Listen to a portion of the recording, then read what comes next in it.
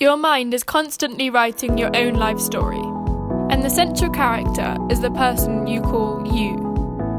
Making sense of your own life story can strengthen your sense of who you are and bring you greater peace of mind. Step 1 is to think about the important turning points of your life so far, the highs and the lows. Now rate each experience on a scale where +10 is the most positive and -10 is the most negative. Next, draw a horizontal line on a piece of paper and mark a small dot to represent each year. Then for each life event, draw another line up if it's positive or down if it's negative, so the length of the line matches the rating you gave it. Now you can look for patterns in your life story to clarify and make sense of it.